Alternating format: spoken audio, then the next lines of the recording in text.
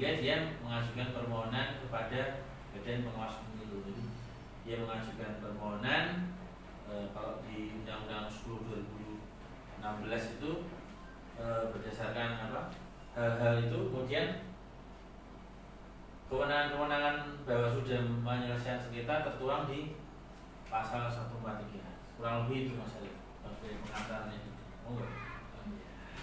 Oh iya, dari sengketa itu kan ada sebab akibatnya. Oh, iya. Nah, itu sengketa itu lahir ataupun muncul itu dari mana dan apa bagaimana gitu Pak? Ya, seperti saya sampaikan bahwasanya kewenangan Bawaslu untuk menangani sengketa ketika ada pihak yang dirugikan. Ya. Kita melihat dari subjek dan objeknya dulu. Dari subjek kita melihat siapa yang bisa menjadi pemohon. Karena mediasi sengketa kan dalam Undang-Undang 10 2016 itu prinsipnya adalah musyawarah. Jadi sengketa itu nanti akan dimohonkan dalam suatu lembaga yang namanya musyawarah. Musyawarah seperti kita lihat kalau dari prinsip negara kita itu kan ada musyawarah untuk mufakat. Nah ini oleh lembaga pemilu itu diadopsi. Nah, kalau kita mengingat dari suatu lembaga peradilan itu kan ada alternatif dispute in ADR, alternatif dispute resolution. Kalau ADR itu ada negotiation, mediation, adjudication. Nah itu mengambil spirit dari prinsip ADR itu.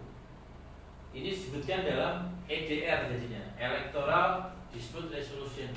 Dari adopsi itu kemudian lahirnya namanya lembaga penyelesaian sengketa atau musyawarah itu. Jadi kita kembali lagi tadi, siapa subjeknya? Subjeknya adalah pertama yang bisa menjadi pemohon dalam pemilihan. Ya, kalau dalam pemilihan, satu adalah peserta adalah pasangan calon.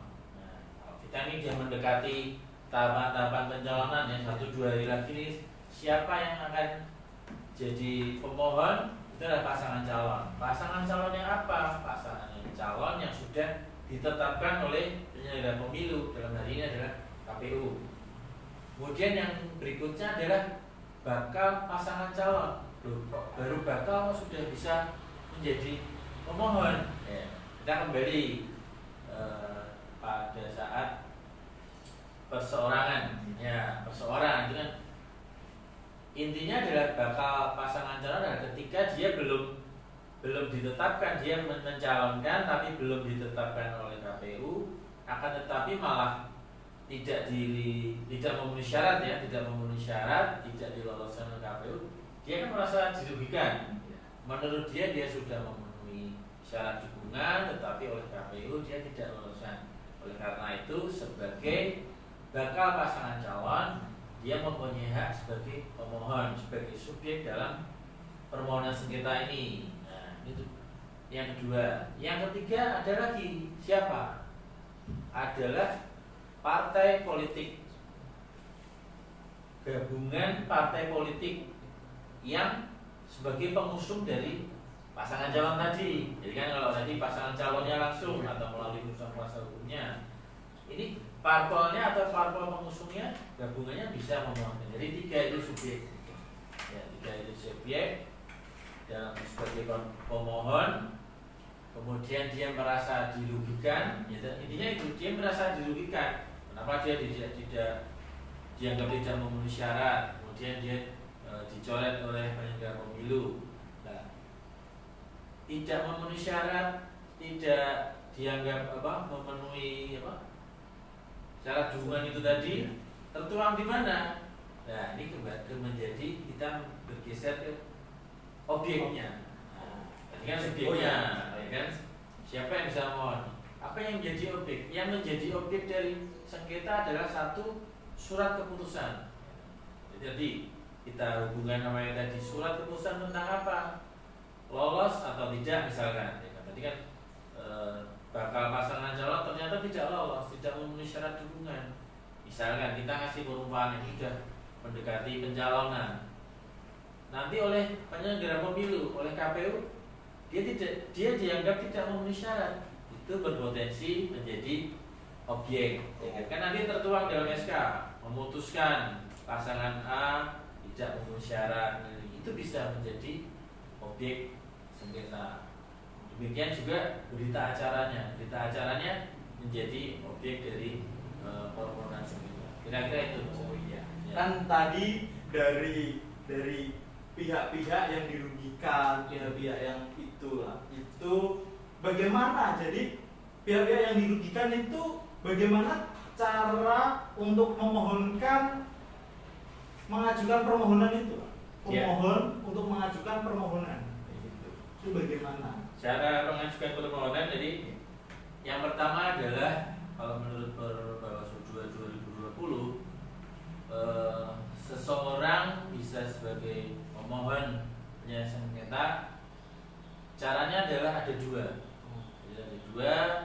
Yang pertama adalah secara langsung. Secara langsung seperti umumnya kita mengajukan permohonan itu karena Bawaslu dalam ini sebagai lembaga penyelesaian sengketa, pemohon datang ke kantor Bawaslu untuk mengisi secara langsung ke loket penyelesaian sengketa, permohonan sengketa. Jadi menyerahkan mengisi form dari form PSP 1. Ya, pertama mungkin akan diterima dari staf-staf kita ya Mas Ari, staf. Yang perlu diketahui adalah jangka waktu dia memohon sengketa, permohonan sengketa itu, ya. Karena kalau di luar permohonan melebihi dari jangka waktu permohonan akan daluarsa. Ya, jadi syaratnya adalah ketika putusan itu diterbitkan oleh penyelenggara pemilu, misalkan tanggal 1 diterbitkan, ya, tanggal 1, maka jangka waktunya adalah 3 hari sejak putusan itu dikeluarkan. 1, 2, 3. Dan 3 hari dia harus sudah harus mengajukan permohonan ke Bawaslu karena waktunya sangat-sangat singkat. Nah, artinya ya memang dari sebagai pemohon, sebagai pasangan calon yang merasa dirugikan, dia harus sudah mulai menyusun hal-hal apa yang bisa dimohonkan kepada Bawaslu. Itu misalkan. Kemudian yang pertama tadi adalah form permohonannya ya. Form permohonan itu juga harus memuat identitas dari pemohonnya. Harus lengkap siapa pemohonnya, kedudukannya siapa misalkan. Dia bukan pasangan calon, tentu saja tidak bisa. Dia harus pasangan calon atau bakal pasangan calon atau gabungan parpol itu sendiri. Kemudian yang kedua adalah identitas pemohon, juga identitas termohonnya misalkan. Siapa identitas pemohon? Tentu saja penyelenggara pemilu kalau di sini kan. Harus jelas siapa, KPU, alamat di mana. Kemudian yang ketiga adalah alasan mengajukan permohonan. Alasannya apa? Saya dirugikan karena apa? Harus tertuang di situ. Karena misalkan pencorotan ini tidak sah, ini tidak benar, itu harus ada nanti ureanya di situ. Kenapa dia merasa dirugikan? Kemudian dokumen-dokumen yang lainnya yang mendukung dalam permohonan ini. Kemudian juga nanti bukti-bukti, nanti harus dia siapkan daftar alat bukti.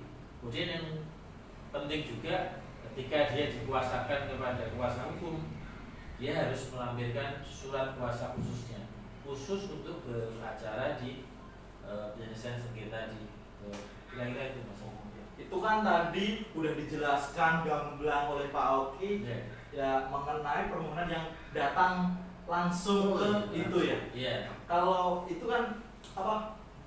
Semisal pihak-pihak yang dirugikan atau pemohon khususnya semisal untuk itu kan jangka daluarsanya 3 hari. Ya, itu 3 hari. Untuk semisal domisilinya jauh itu untuk mensiasatinya bagaimana itu pelayanan Bawaslu? Ya, betul Mas Arief. Jadi memang tadi baru saya sampaikan yang langsung ya. Oh, iya. Ya, jadi ada cara lain untuk mengajukan permohonan sengketa ke Bawaslu selain secara langsung tadi datang ke kantor Bawaslu. Yang kedua adalah melalui laman website ya, website dari Bawaslu, nama Bawaslu Kota Semarang. Jadi Bawaslu ada mekanisme mengajukan permohonan sengketa melalui laman elektronik tadi. Apa itu namanya? Namanya adalah aplikasi SIPS, Sistem Informasi Penyelesaian Sengketa. Jadi memang prinsipnya, spiritnya adalah tadi keterbatasan waktunya hanya 3 hari itu. Bagaimana pasangan calon memenuhi itu, sementara keterbatasan waktu untuk melengkapi permohonan, lampirannya juga Bawaslu memberikan ruang kepada pihak-pihak yang dengan keterbatasan waktu itu ingin mengajukan permohonan sengketa.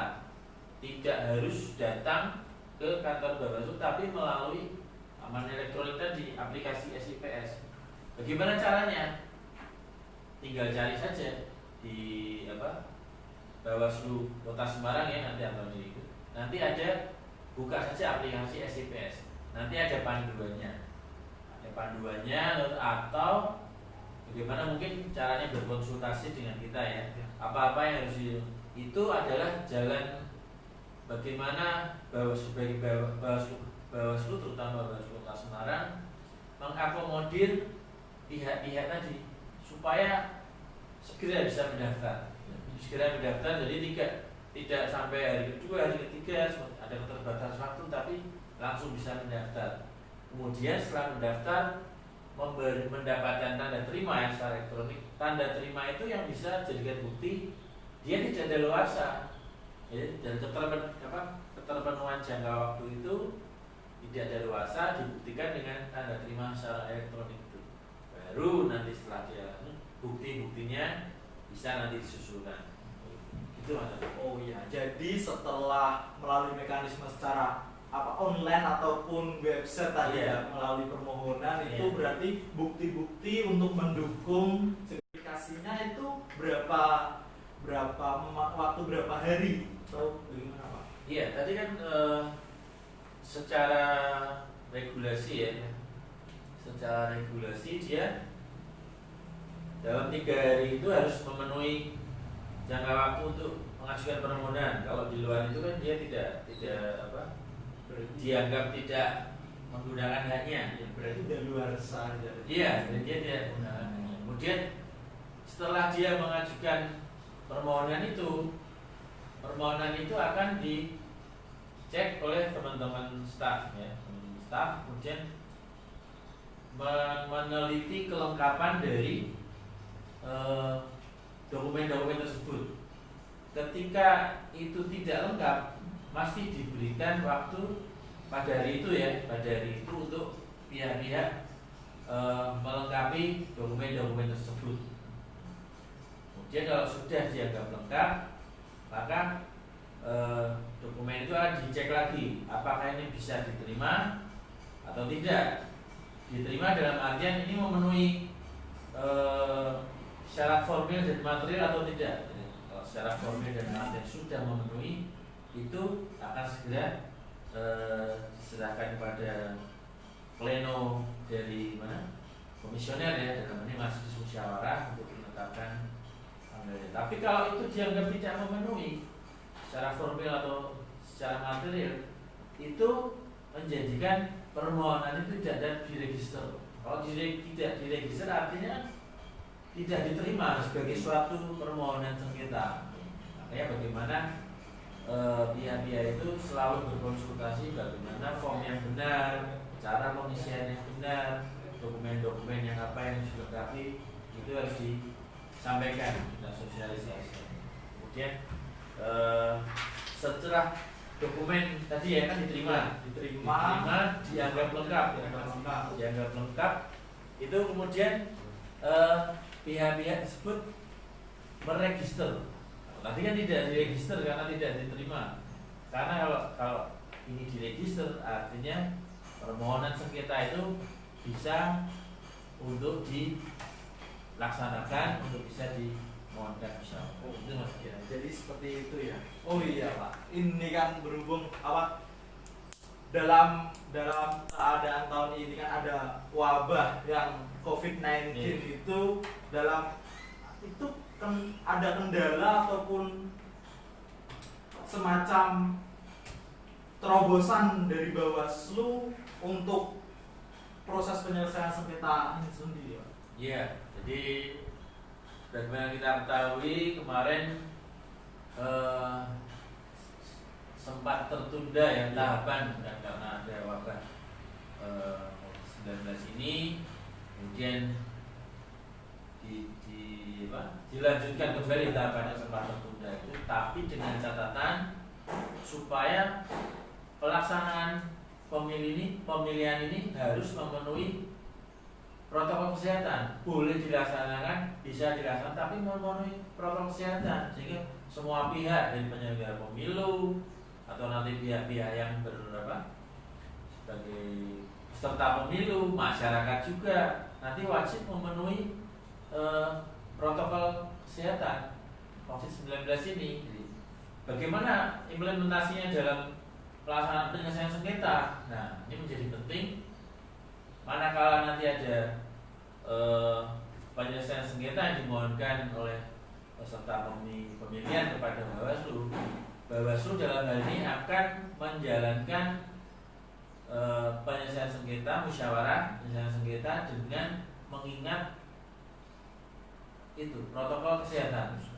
Jadi Mas Arif tahu ya, jadi prinsip dari musyawarah penyelesaian sengketa itu terbuka, Mas. Seperti yang sidang itu kan harus terbuka.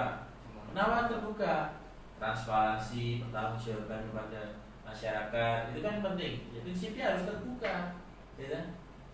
Terbuka tapi mengingat juga dalam tahap pertama itu ada musyawarah tertutup. Oh iya. Nah, ini yang terdiingat, ya kan? Ada musyawarah kan harus terbuka. Oh tidak. Kembali lagi kita menganut prinsip ADR tadi yang kita adopsi menjadi electoral dispute resolution. Mengadopsi sebelum musyawarah itu ada mekanisme namanya musyawarah tertutup dulu. Untuk musyawarah apa tertutup? Itu mengadopsi kalau kita sering dengar mediasi. Kalau mediasi kan tidak dilihat oleh halayak ya, hanya pihak-pihak itu sendiri yang di dalam pihak untuk dimusyawarahkan, ditawarkan kesepakatan. Ternyata bisa sepakat, kenapa harus dilanjutkan? Nah, tapi kalau tidak sepakat, mereka akan tidak sepakat akan dilanjutkan dalam musyawarah terbuka. Nah, ini kembali yang menganut prinsip tadi, musyawarah harus terbuka, dilaksanakan, dilihat oleh orang lain, nonton misalkan, atau supporternya biasanya kan itu. Ya. Kembali lagi ke pertanyaan Mas Arif itu. Dalam menghadapi protokol COVID-19, kita baru juga harus menerapkan itu sidang yang harusnya terbuka, oke. Tapi mengingat ada pembatasan-pembatasan itu. Nah, makanya bagaimana cara kita menerapkannya? Kita membatasi selain pihak-pihak yang berkepentingan, yang di dalam ruangan itu diusahakan seminimal mungkin penontonnya hanya beberapa saja.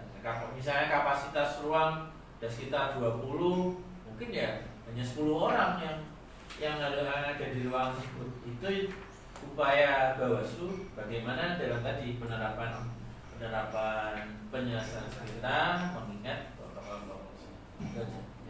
Seperti itu ya, sudah gamblang jelas dijelaskan oleh Bapak Oki Witoyo ya jadi segala sesuatu proses penyelesaian sengketa itu dirasa tidak serumit yang sahabat Bawaslu pikirkan ya, gitu. Ya. Jadi apa ada Pak, ini udah ada pemirsa yang live langsung Instagram. Ada pertanyaan. terkait pemetaan kerawanan sengketa ketika dalam pemilihan itu melawan kotak kosong. Kemudian apakah masyarakat bisa mengajukan permohonan sengketa? Masyarakat ini masyarakat umum ya. Masyarakat umum ini dari pemirsa yang sudah mengikuti live streamingnya Instagram Bawaslu Kota Semarang gitu kan. Ya, langsung bisa Bapak Oki tanggapi. Ya, jadi kalau pertanyaan tadi bagaimana permohonan sengketa ya, dalam terkait pemetaan kerawanan sengketa ketika dalam pemilihan melawan kotak kosong. Ya, jadi pertanyaannya memang sudah apa ya? Kita kan mengingat ini tahapan-tahapan sudah mendekati pencalonan. Tanggal 4 sampai 6 itu besok sudah pendaftaran pasangan calon. Kemudian pertanyaannya ketika pasangan calon yang mendaftar itu hanya satu, pasangan calon hanya satu, apakah ada potensi sengketa di situ? Iya. Pertanyaan apa? Iya. Sobat Bawaslu. Iya, jadi memang yang menjadi kerawanan di situ mungkin bisa secara garis besarnya selama ini kita ketahui kerawanan dari pemilihan dan pemilu selama ini adalah tadi kerawanan keamanan, misalkan kerawanan keamanan, kemudian kerawanan dari bagaimana dari masing-masing pendukung pasangan calon. Kita sudah memetakan dari beberapa daerah, dari beberapa wilayah yang selama ini kita rangkum dalam indeks kerawanan pemilihan, sudah ada beberapa kita petakan. Tetapi dalam sengketa ya, dalam potensi sengketa, kalau menurut saya kembali lagi kepada siapa yang bisa menjadi subjek dan siapa yang menjadi objek. Objeknya sudah jelas. Objek dari sengketa adalah berita acara dan surat keputusan. Surat keputusan. Jadi siapa yang dirugikan? Siapa yang bisa menjadi subjeknya? Siapa yang menjadi pemohonnya? Kita tarik lagi. Sengketa itu kita ada berapa jenis sengketa? Sengketa ada dua, sengketa antar peserta atau sengketa antara. Sengketa antara berarti antara peserta pemilu dengan penyelenggara pemilu. Sengketa antar biasanya terjadi seperti yang kita tahu dilaksanakan dalam mekanisme penyelesaian sengketa acara cepat. Dalam ini bisa didelegasikan kepada kawan-kawan Panwascam. Kalau sengketa antara peserta pemilu dengan penyelenggara pemilu, pertanyaan tadi ya, paslonnya hanya satu misalkan, sementara ada potensi kotak kosong. Kami melihat potensi yang bisa antar peserta tidak akan mungkin, ya, yang antar peserta tadi ya, antar peserta kan tidak akan mungkin karena paslonnya satu. Tapi potensi permohonan sengketa antara pemohon dengan penyelenggara pemilu masih ada potensi. Sudah disebutkan, manakala dari peserta pemilu pemohon mendaftar, ternyata dokumennya tidak lengkap. Dokumennya tidak lengkap nih. Apa yang harus disyaratkan? Ini ternyata dia tidak bisa memenuhi itu. Mau tidak mau, penyelenggara pemilu akan mencoret. Kemudian dia akan mencoret misalkan. Itu bisa terjadi antara peserta pemilu sebagai pemohon kepada KPU sebagai penyelenggara. Jadi kalau walaupun kotak kosong, tetapi belum tentu juga satu pasangan calon ini memenuhi. Makanya kan harus kepada peserta pendaftar ya, sebagai pasangan calon yang mendaftar benar-benar harus bisa memenuhi syarat untuk pencalonan. Itu aja. Potensinya memang. Jadi kita tidak memandang kotak kosongnya. Tidak disampaikan. Kalau memang potensi sengketa antar peserta itu tidak akan mungkin kalau pasangannya yang satu. Tapi potensi sengketa antara peserta pemilu dan negara itu masih dimungkinkan untuk terjadi. Itu mas. Jadi seperti itu ya. Iya. Oh, ya. Jadi ini masih ada pertanyaan yang kedua. Namanya Apa? ada? Nggak ada. Enggak ada. Ini dari sahabat Bawaslu Jadi yang namanya. udah live streaming ya. Iya. Oh iya. Ya. Apakah masyarakat bisa mengajukan permohonan sengketa? Oh, ya. Salah sengketa. Kalau masyarakat, nah masyarakat ini siapa dulu? Ya, masyarakat itu siapa? Ketika masyarakat itu adalah seseorang yang tergabung dalam partai politik, dia bisa, gitu. Karena dia merasa sebagai pihak yang dirugikan, atau gabungan partai politik, ya, dia sudah mendukung, ternyata calonnya dicoret, ya, itu bisa sepanjang dia adalah pihak-pihak yang tercatat sebagai tim sukses, misalkan tim sukses atau tim kampanye dari pasangan calon yang terdaftar di Komisi Pemilihan Umum. Syaratnya itu tidak semua masyarakat bisa mengajukan, ya, jadi misalnya individu mengajukan, dia apa yang dirugikan, ya kan? Tapi kalau dia adalah masyarakat yang tergabung, tercatat sebagai tim sukses, tim kampanye yang terdaftar dalam berkas ya di Komisi Pemilihan Umum Kota Semarang, dia bisa sebagai subjek dari pemohon penyelesaian sengketa. Oh iya. Ya. Udah cukup gamblang, sudah dijelaskan ya sahabat Bawaslu. Nah itu tadi sahabat Bawaslu pembahasan mengenai proses permohonan penyelesaian sengketa dari kewenangan Bawaslu, terus lahirnya sengketa itu dari apa dan bagaimana cara permohonannya, terus pemohon itu harus bagaimana pada saat mengajukan permohonan, kayak gitu udah dijelaskan oleh Bapak Oki Pitoyo Leksono. Ya. Terima kasih Pak Oki. Ya. Ya. Ya. Terima kasih Mas Arif. Ya sama-sama Pak Oki. Terima kasih Sobat Bawaslu. Terima kasih. Saya Arif Ardiansyah serta seluruh rekan yang bertugas mohon maaf dan minta undur diri dari acara integritas pada siang hari ini. Oh iya Pak Oki, sebelum kita tutup acara Ya. ada tagline dari Bawaslu Kota Semarang. Oh iya, ya harus itu Mas. Ya. Salam awas, salam integritas. Oke, Bareng ya, Pak? ya. Yuk, ya. Salam awas, salam integritas. Assalamualaikum warahmatullahi wabarakatuh. Waalaikumsalam. Ya. Terima kasih Pak Oki.